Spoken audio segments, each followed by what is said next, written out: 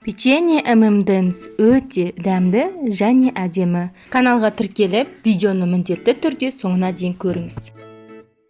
Оған керек өнімдер ұн, қант, ванильный сахар, сода, шым-шым тұз, сары май, бөлме температурасында 1 дама жұмыртқа, 100 грамм M&M's және 2 ас қасық какао керек. Құрғақ өнімдерді дайындап қоямыз. Себеттен өткізілген ұнымызға 1 шай қасық ванильный сахар, 1 шай қасық ас содасын және шым-шым тұзды салып, араластырып қоямыз. Бөлме температурасындағы 130 грамм маргарин немесе сары майды алсаңыз болады. Оның үстіне 1 дана жұмыртқаны жарамыз. 150 грамм қант саламыз да, жақсылап еземіз.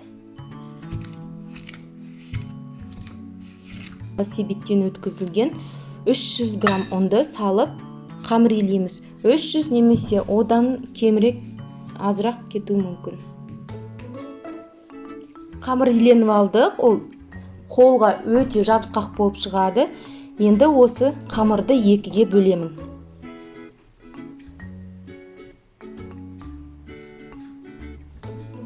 Мына қамырды алып қоямын. Одан кейін 2 ас қасық какаоны қосып жақсылап илеймін. Міне 2 түсті қамыр илеп алдық. Енді бұны тоңазытқышқа 10 минутқа қойып қоямыз. Өзінің формасын ұстап тұрсын деп.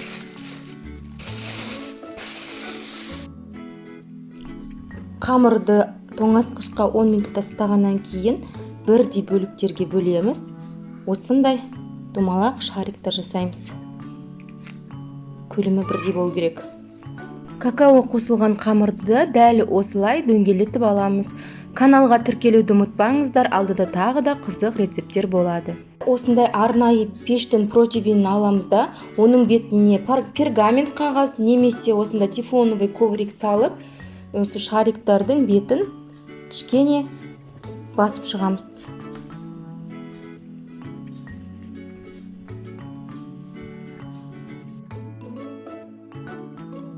Қамыр өте жұмсақ болады, қолға жабыспайтын, онымен жұмыс істеген ыңғайлы болады, және оның қалыңдығы 1-1,5 см болады. Енді осының бетіне біздің M&M'стерді алып, тізіп шығамыз әдемілеп, өзіңіздің қалауыңыз бойынша.